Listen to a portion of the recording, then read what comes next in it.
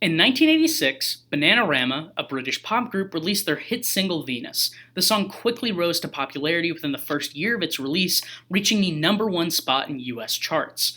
Along with its upbeat and poppy tunes that were classical to 80s music, it came with the description of a goddess, more specifically in the first verse of the song, a goddess on the mountaintop, burning like a silver flame, the summit of beauty and love, and her name was Venus.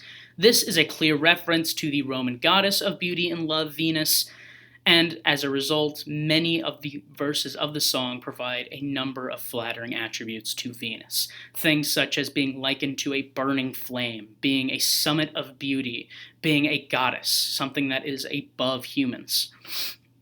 And many of these attributes can be given to the other Venus we know and love as well.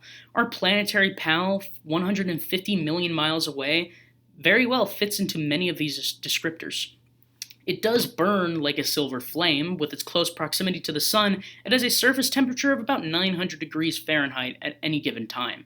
And to humans, it is a summit of beauty, being one of the only planetary objects that can be seen with the naked human eye almost year-round, becoming an object of cosmic beauty. And the third descriptor, a goddess on the mountaintop, a title that gives anything associated with it an air of superiority above life and above mankind. Venus has definitely earned that title. In the past, when looking at life among the stars, we've often looked towards Mars to find those little green men that seem to fly around in their little saucers. And we have found evidence of life on Mars, things such as frozen water, or evidence of microorganisms on the surface of Mars. However, the same cannot be said for Venus. On Venus, we have yet to be able to find any sufficient evidence for life there. So, when considering the question of life on Venus, more specifically human life on Venus, we need to ask if it's even possible. And as of now, the answer is it's not. This is due to the harsh environmental and atmospheric conditions provided by Venus and the technological limitations of humanity as well. Venus is far from a friendly planet. When it comes to comparisons between Venus and Earth, it is often considered a twin sister in terms of its size and composition, but as far as similarities go, that's it. Outside of those two, it's practically an apocalyptic wasteland compared to Earth. According to an article published by Scientific American on September 26th of last year, the surface temperature of Venus is 900 degrees at any given moment.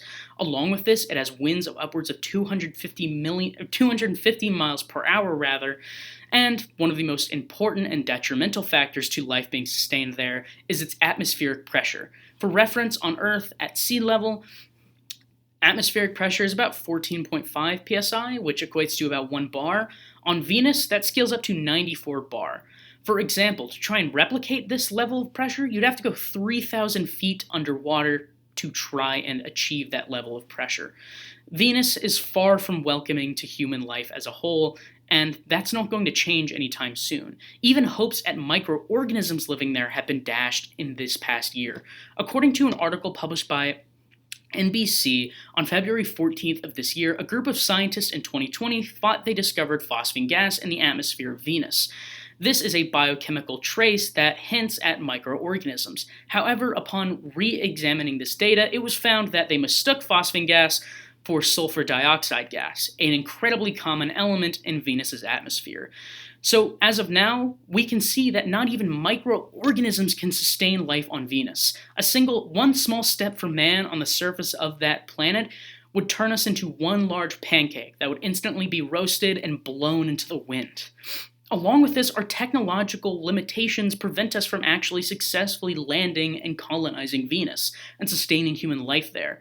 While we are able to travel the distance there, as seen with unmanned missions to Mars and planned manned missions to Mars in the next decade or so, it's actually the entry and ongoing living on Venus that really stumps us when it comes to technology. While NASA has been trying to work around this with things such as their land sailing rover, a rover that becomes wind-powered to try and harness the increasingly harsh winds of Venus, many of the solutions proposed by NASA are only focusing on unmanned missions.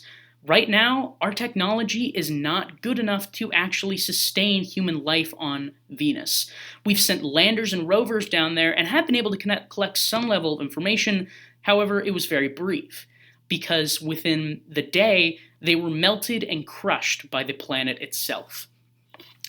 Venus is an incredibly hostile environment to life.